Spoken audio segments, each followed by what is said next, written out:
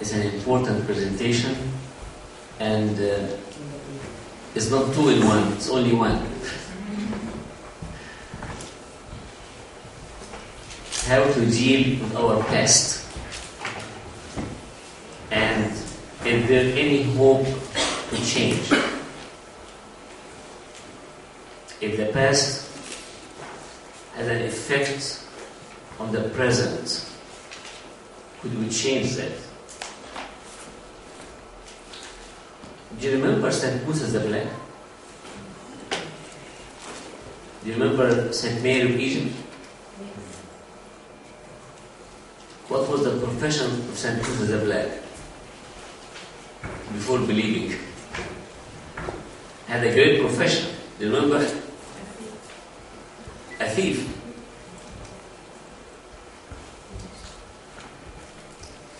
He was the leader of a group of thieves. He was a killer. He raped women. He killed so many.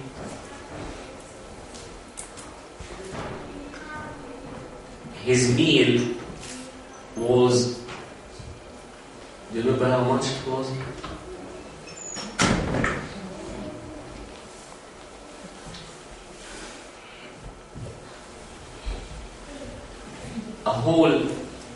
A whole big lamb, or not a leg, a thigh of the leg of a cow. He could eat it in one meal. And he didn't believe in God. And he was black in color. And of course he terrorized many monks and their monasteries. And one day he was looking for who is the real God? Is he the sun? Is he? And then he asked, and he started to know the real God, and became finally a saint. So at least change of characters is possible. Change of behavior is possible. St. Mary of Egypt, at age 17 or 18, what was her profession? A prostitute. Taking money. In Alexandria, she was doing that. And she took a cruise ship to Jerusalem. We were going for the Holy Week there. Lots of people. For her, lot of business. Her intention was to get more money by selling her body. And she did. And on reaching the Church of Resurrection, she saw people entering. She didn't know what was inside. She asked. And when she tried to enter, she was unable to enter. Certain force prevented her from entering. She didn't know why. She can't move her feet to go in. So everybody going in except her. Then she started to say, please, oh God, allow me to get in. And then she remembered what she was doing. And she promised and committed God that if you allow her to go in and reach the holy places inside where Jesus was buried, she put herself to live clean. And she was able to get in. And then what happened after that? She spent about 60 years in the wilderness around Jordan. 60 years. She became an anchorite. till a priest, his name was Zosima, found her 1 year before her departure. She was naked, no clothes. Her skin was not tanned, her skin became so rough and tough from the sun, and her hair was so long, covering her body. But when she saw him coming from far away, she said, "Please leave for me a room because I need something to cover my body." And after that, he saw her walking, and she was walking above the level of the ground. She disappeared. I told next year come at the same time to give me the communion. As you know, all Christian, Protestant, Catholic and Orthodox, they know the story of Saint Mary of Egypt. When I was studying my master's degree in counseling, I was astonished to hear her name mentioned as behavior therapy or change of behavior, a proof that behavior could change. So it is possible that our behavior, irrespective of its kind, a habit, a behavior, it could change if I want. And if I submit myself completely to God to help me in that change, and I might be guided by a counselor or a spiritual guide to help me in that process. So many addicts change. So many people with certain habits, they change. Anger with domestic violence, people go for anger management and they change. So there is hope. The first item, there is hope for everybody to change if he wants and submit enough to God, and with the help of professional if needed.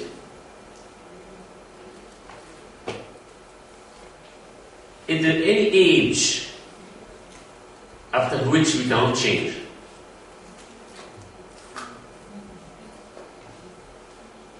Is there any age after which we cannot change? The answer is no. Anybody at any age, if he wants, he could change. It's a myth. If I say, no, I'm over 60 now, I can't change. It's an excuse. But what could be the goal of change? Why? If I am violent, controlling, I am a control addict, I want to control everybody around me, I am benefiting from that. So why I will change?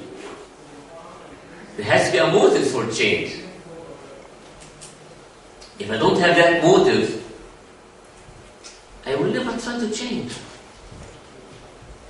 Try to convince someone who's controlling to change. You say, why? I am controlling everybody around me. Control freak. Why? Unless he will feel for others around him. Someone who's violent, abusing others physically, and when he sees fear in their eyes, he abuses them more. Why he's going to change? Sometimes the law of the country helps for the therapy. If you don't believe in the law of God, which is love, kindness, compassion, temple of God, Holy Spirit was dwelling in the temple of God, how could I abuse that? If I don't believe in that, we have to call for the law of the country. As a therapy, I have seen so many benefiting from anger management. So, there is no age for change. We could change. And what could be the goal? Because I want to get better. With better in my dealing and my behavior. Do you have any New Testament in English? Read chapter 12, book of Romans, the first 2 verses. This actually is the basis for Christian behavior therapy.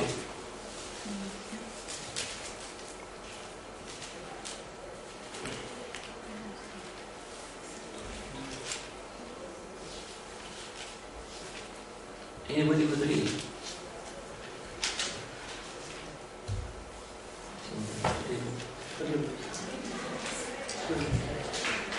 I beseech you therefore, brethren, by the mercies of God, that you present your bodies a living sacrifice, holy, acceptable to God, which is your reasonable service. And do not be conformed to this world, but be transformed by the renewing of your mind, that you may prove what is that good and acceptable and perfect will of God. Okay, then verse number 2. He is calling for what? St. Paul is calling for we must not conform to what the world is doing. I mean, children of the world, they must be different than children of God. If I conform to what they are doing and they are not different, then I'm like them. And how could be that change? The process would change by we don't conform, but we transform, being changed by renewal of the mind. This is cognitive behavior therapy. We will change. Number 1, I don't want to be like the children of the world. I'm not going to conform to them. And then I have to accept in my mind that I want to change. And why I want to change. I will be transformed if I am putting in my mind, I want to know the real will of God for my life. Was good and acceptable to God. So there has to be a goal, a reason for the change. If I'm not sensitive to others, I'm not going to think. If I'm angry, I'll continue to be angry. If I'm an abuser and benefiting from, say, financially controlling others, I will continue to do that. I'm benefiting from that. If God will give me the sensitive heart, if someone will pray for me to have this, as it happened to Nebuchadnezzar, the emperor, God changed him.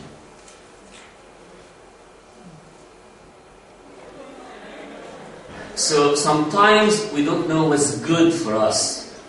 What is the good will of God for us? And we know it for someone. I will continue to pray for them. It might take years, 5, 6, 7 years, but God will offer them. The Holy Spirit will surround them and corner them till they yield. And He might use, as I told you, different tools, but they will yield. and submit to God. So, the process of change is available to everybody, and the methodology is to submit to God, and there is a certain process for every task I want to achieve.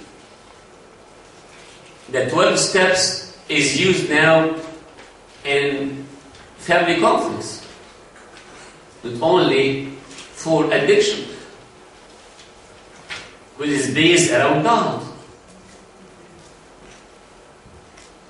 The 12 steps is used by marriage family counselors now, because it's based and centered around God. Then, could I change the effect of the past on my present?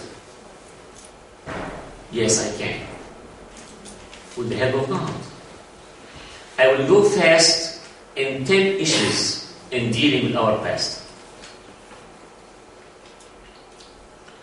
Number 1, if I went through abuse. Number 2, anger. Number 3, my original family. Number 4, school, education, what happened to me from others there. 5, in my sexual development, what happened to me. 6, previous relationships. Number 7, career stability. 5, financial stability and dealing with money. What's number?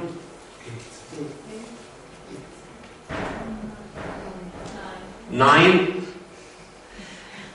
any diseases which I have. And 10, my spiritual life. The church, Father of Confession. So, the 10 issues which I have to go through in dealing with our past. The past might be painful if I go through it. And some of us, we have used self-defensive mechanism to suppress past painful events. So some of you might cry. Some of you might relive the pain again. But I will tell you how to stop that or deal with it. So many in the whole world were abused. Whether physically, psycho-emotionally, sexually, or neglect. All these 4 are regarding as abuse. Horrors, stories which you can't tolerate. I have listened to for 45 years now. Stories of abuse. All kinds of abuse could happen in any family. And the abusers are from within, not from outside the family.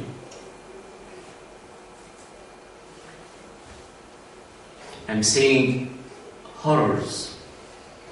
The counselors, of course, must not raise an eyebrow when they are listening. But we feel for others, for their pain.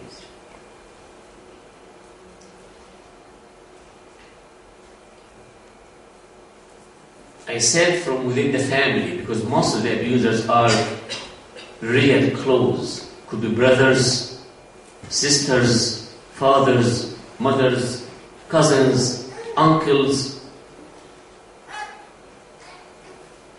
Usually, it happens from within the family. And abuse could continue for over 10 years. I have seen a case over 10 years, 2 or 3 times a week sexual abuse for a girl by her uncle. And she cannot open her mouth because he was threatening. She and her family were housed by that uncle in his own home because he had no home. She's now married and has 3 children. About 10 years sexual abuse for a girl by her own dad. Own dad, not stepdad, her own dad. And the mother is unaware.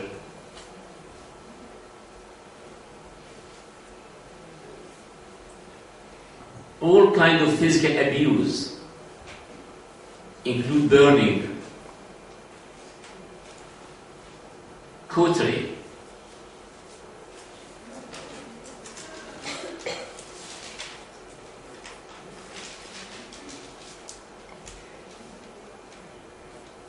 and to every part of the body, the members of the so-called temple of God.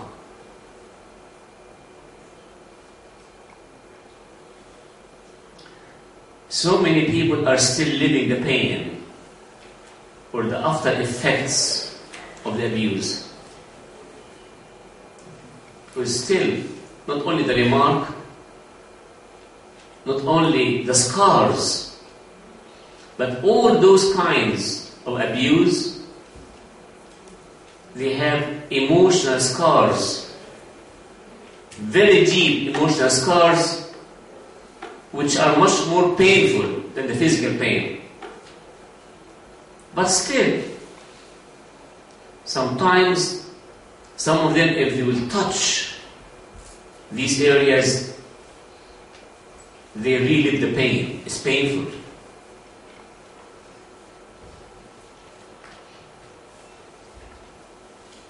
And believe it or not, most of the abusers, they get away with it.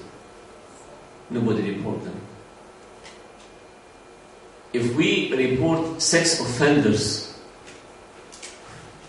in the United States, in every city, they put a certain mark on the computer. You can see in that area how many sex offenders are there. The exact address, by name and picture.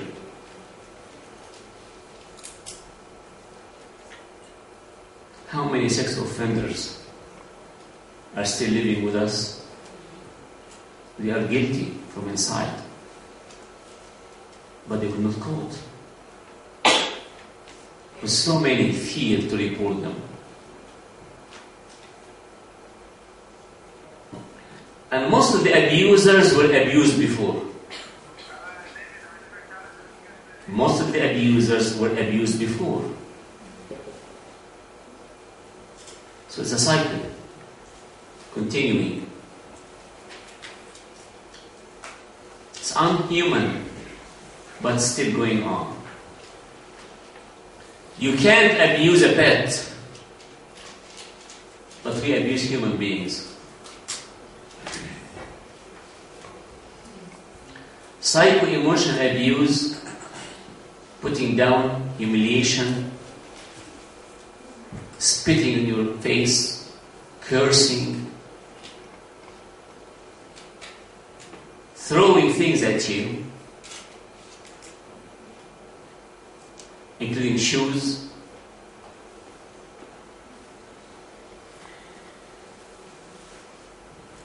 they are all included under humiliation, psycho-emotional abuse.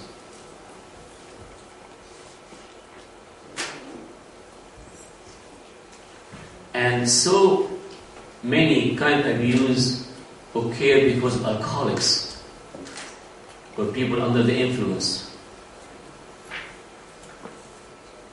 Children are so scared because their dads or their mothers, when they are alcoholic at night, they can do a lot of horrible things. You still remember. And you find books in the market. Adult children of alcoholic parents. Their personality is so different. Need to be studied. I'm sorry we have no time to say all that.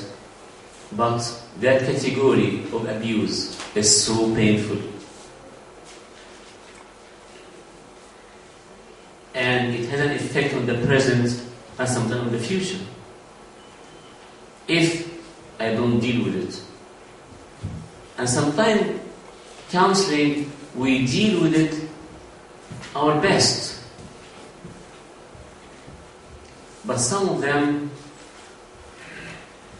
you can't repair the wound, the deep wound. God only can do that.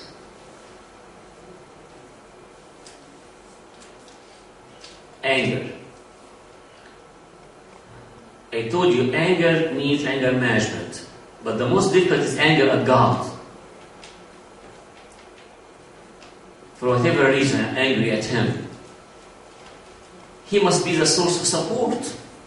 He's the most merciful, the most loving, the most wise. But for me, because He allowed my mom or my dad or my brother or my sister or my friend something horrible to happen to them, then He's not merciful. I hear so many girls, their age around 40 something, 48, 45, did not marry yet, and they cry. Are you talking about Heavenly Father? He cannot be a father. He can be merciful. He can be compassionate, and He knows my pains and my suffering. In counseling, if someone will come angry at God, he will tell me, and he knows that I'm a Christian counselor. She told me, please, don't mention the name of God. And I had, of course, professionally to respect her. Don't mention the name of God. And don't tell me anything Christian. She was so angry. Because she was abused. Abused, big deal abuse.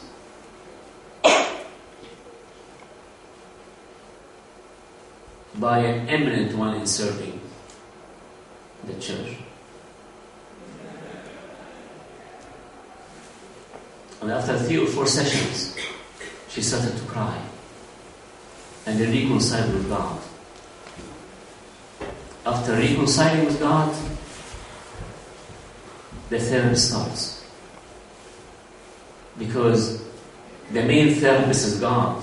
And we hide ourselves in Him. I'm talking about Christian counseling.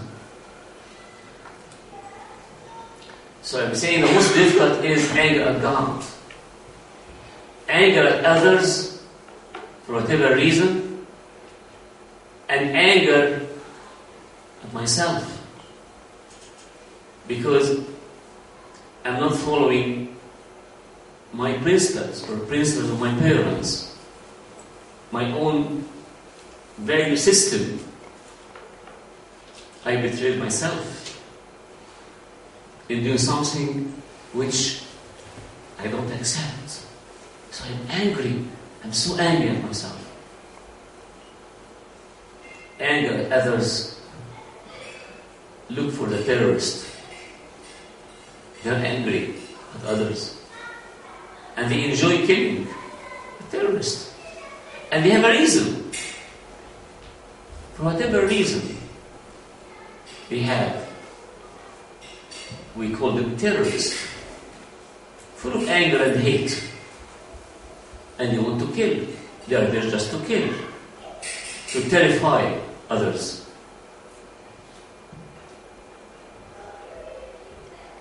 In the name of some of their own values. Or in the name of any religion. anger at others. All these must be treated. And there's a therapy for that. Family, original family. A, parents. B, other siblings. And C, relatives. Parents, the most important tool in any family. The way they deal with one another. Their characters.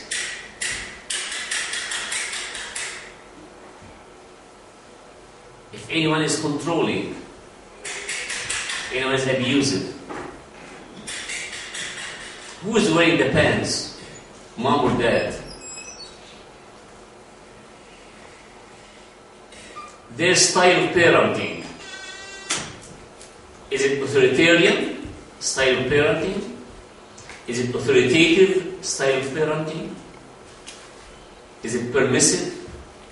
Is it super permissive style of parenting? Were they always angry? Hostile? Punishing the children? Physical punishment or any kind of punishment? Are punitive parents?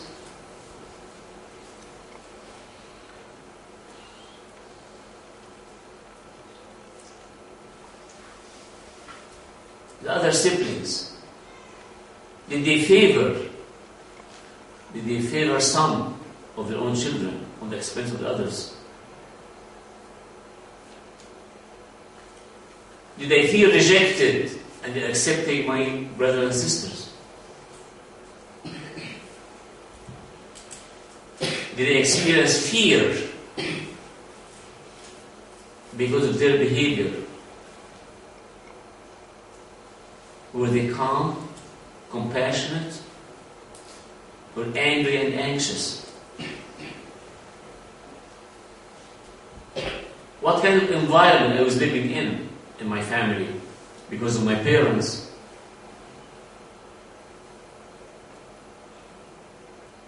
Was I living unsafe, insecure environment?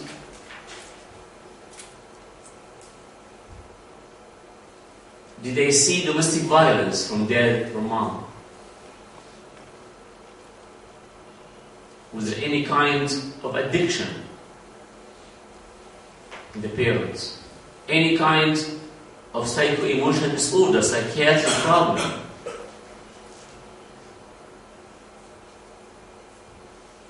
And my brothers and sisters,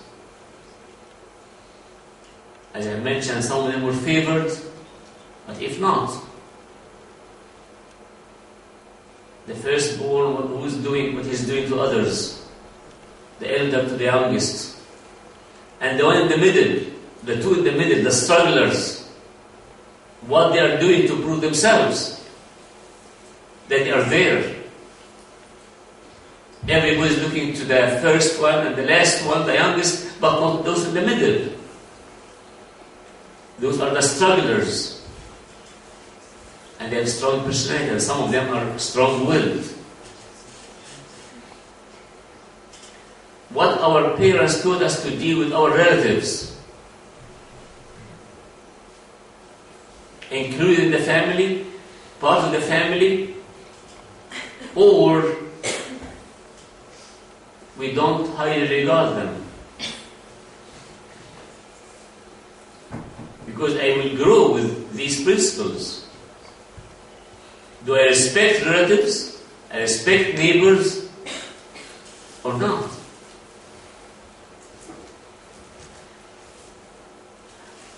Regarding my original family, I could get out of my family with fear, insecurity, feeling of rejection all my life. I want to please others. I want to feel accepted. I do whatever to feel accepted. I will do whatever, but just accept me and show me that I am worth of love. I deserve to be loved. And nobody is doing that to me. And this could continue for some.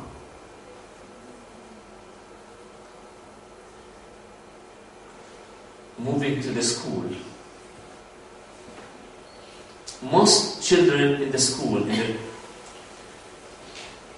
elementary, somebody picked on them. Whether you are overweight, underweight, short, tall, color of the skin, with glasses, with no glasses, kind of hair, they pick on you. You will find a reason to pick on you. They gang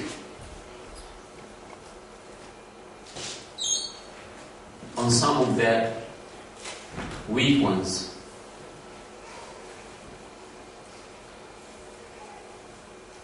How many inferiority complexes I have developed in the school? How many skills? Was I encouraged by teachers? Was I smart? Or with any learning disability? I was labeled that I'm not smart. Someone is labeled the smartest in the class, and I was ignored because I'm not, and I was not. Maybe for something which I could be treated from, but nobody looked at me. And I told you, any kind of learning disability. Crimes sometimes occur in schools, especially in the bathrooms,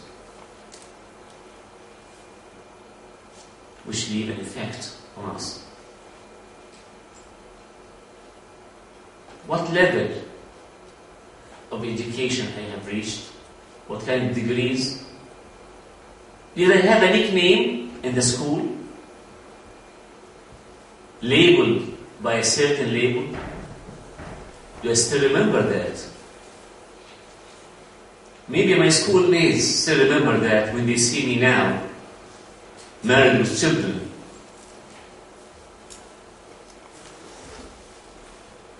So many nicknames, labels. Inferiority complexes and skills. And what degrees I should earn, and I didn't because of drugs offered to me in the school, or peer pressure in the school, which I was unable to tolerate. I was not assertive enough.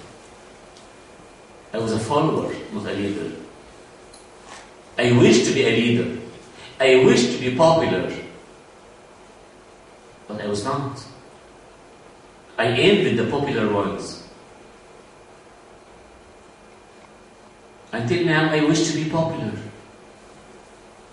but I'm not. Nobody cares about me. I was neglected, ignored in the school, and maybe till now. Sexual development. Number 5. There is a normal sexual development for every human being. The first 3 years, from 2 to 4, 4 to 6, 6 to 9 or 10, 10 to 12, 12 to 18, we have to achieve a certain goal in our sexual development, as physical development exactly, as social development, psycho-emotional development, intellectual development, spiritual development. There is something called sexual development. And so many do not achieve the goals of each age, and some of them develop perversion, either in their desires or sexual behavior.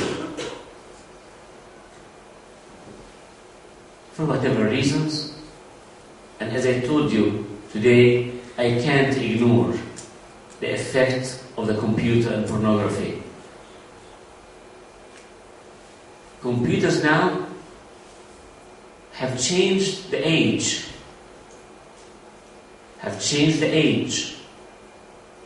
of sexual desires. Is not related to hormones, as we were thinking before. I mean, desires will come at age around 12 or 11 to 12 in girls, 14 and 15 for boys. This is history.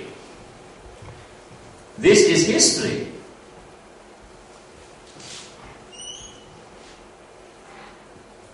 Girls age 4 to 7 are masturbating.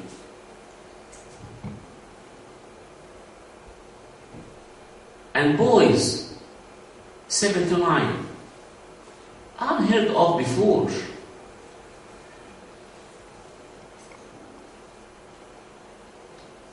Sexual traumas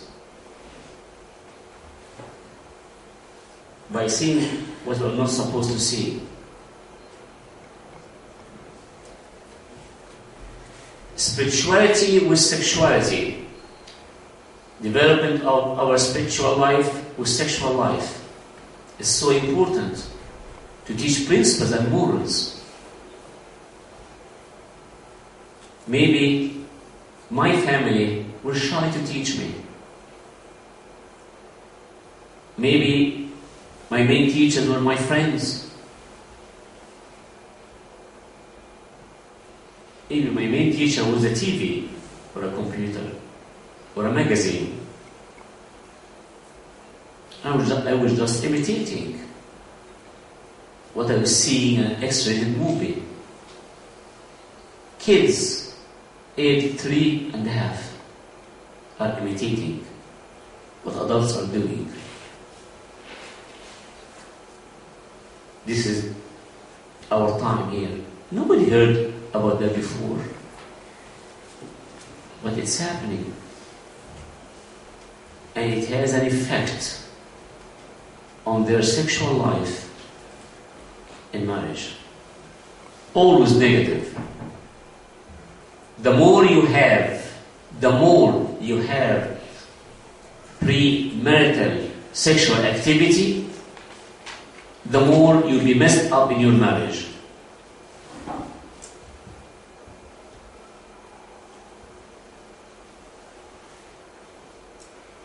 At age 9 to 12, we must be introduced to other gender as brothers and sisters. We know how to talk to them as brothers and sisters. 12 to 18, I must take a wise decision in a situation which needs assertiveness to say no, because God told me to say no. And my principles are saying to say no. If nobody will teach me, I might not know. Especially with peer pressure. From younger age, the first 2 years, we know how to appreciate being kissed and hugged. If I don't do that, it will remain with me in my marriage.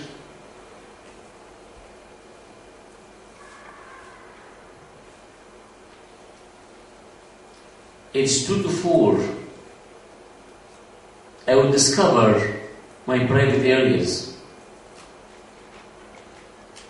Kids start to know the difference between a girl and a boy, especially if you have a baby sister or brother.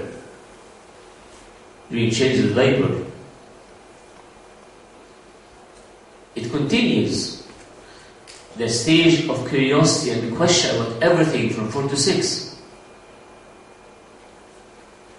Including playing with your own private areas and accepting your gender or not.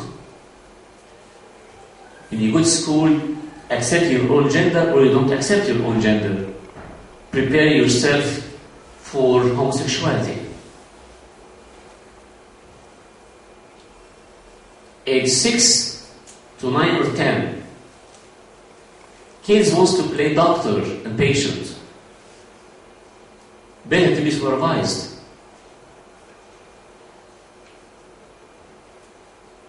As I told you, 9 to 12, we will know what is sex. God created sex. And sex is so good when it's used in its appropriate time in marriage.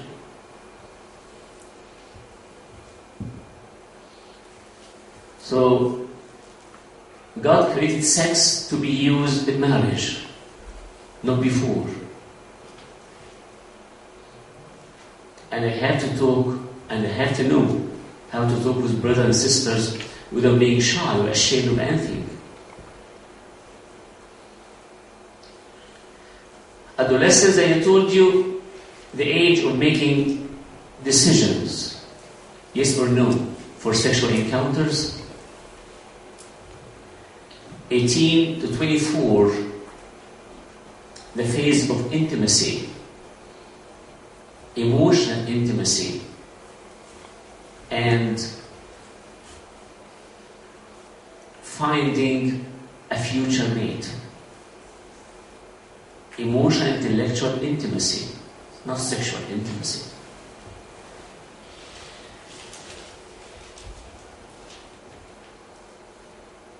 And this sexual development continues, whether with perversion or inabilities, fragility, impotence. We see cases now of impotence. Men in their 20s, which need medication. And sexuality after age 55, or in particular 53, will change. After 60 or 65, it's normal. We call it sexual life, not intercourse. It's a sexual life with full intimacy, emotional and physical intimacy.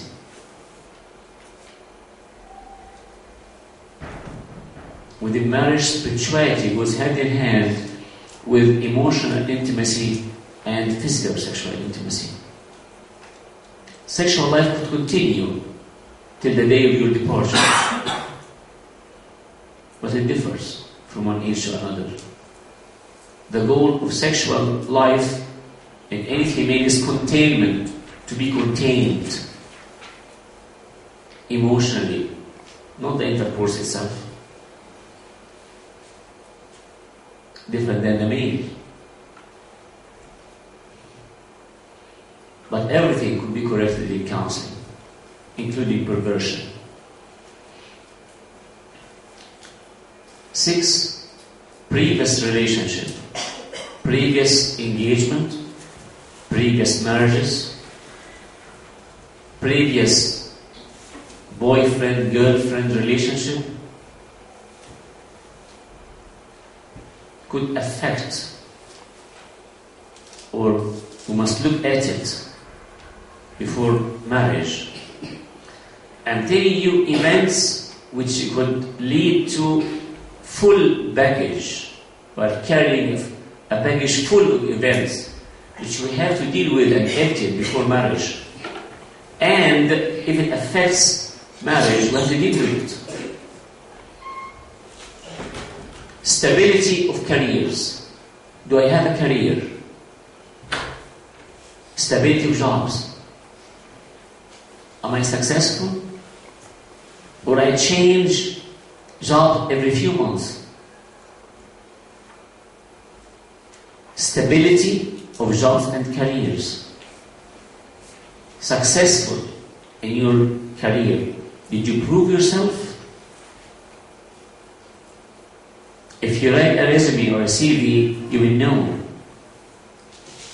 how long you stay in any job. The number 8, financial stability. The way you deal with money, debts, loans. They use credit cards. Credit card is a kind of addiction. Overspending is a kind of addiction.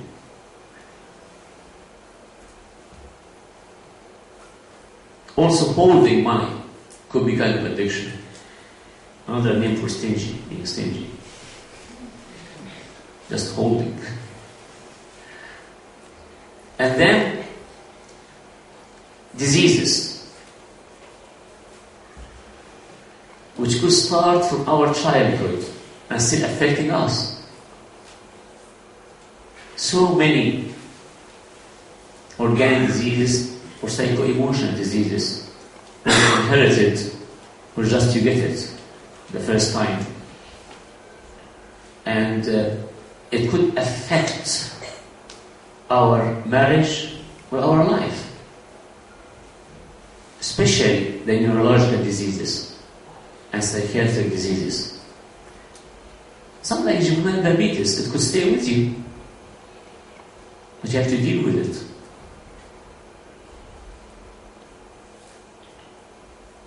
I'm saying about diseases which affected you emotionally and psychologically. You felt inferior to others or unable to cope with it. Finally, your spiritual life. Do you have a spiritual guide, a father of confession? Do you love Christ, your Savior? Do you go to church? Do you serve in the church? Do you like to serve at any level? Not necessarily Sunday school. Do you like to serve in the church? Do you respect priests, clergy, or for any reason you disrespect them? Do you have a problem with clergy, with congregation? Did you leave the church and change your denomination? For what reason? Did you change religion? Why? It could be positive or negative. All these needs to be thought of before marriage, and if it hasn't affected marriage, it could be counseled. So, just I will give you very in short how to deal with any of these. Number one, try to limit the event in time, and try to limit the event in place. It happened, say, 1985, from January to March. Then it happened and it's over. Where exactly? It was in such a place. It was never repeated after that. Limit the event in time and place. Number three, where was Jesus Christ in that occasion? Did He protect you? Without His presence, of course it would be worse.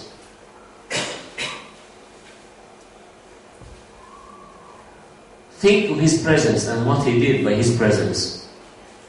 Number four,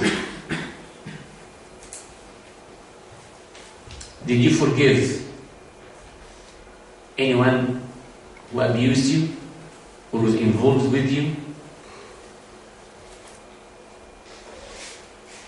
From the diseases which I have mentioned, of course, was addiction. Did you forgive your parents? Did you forgive certain friends? If you don't forgive, it will be hard for you to be healed. So limit in time, limit in place, the presence of Jesus Christ, and forgiveness. And God bless you. Any questions?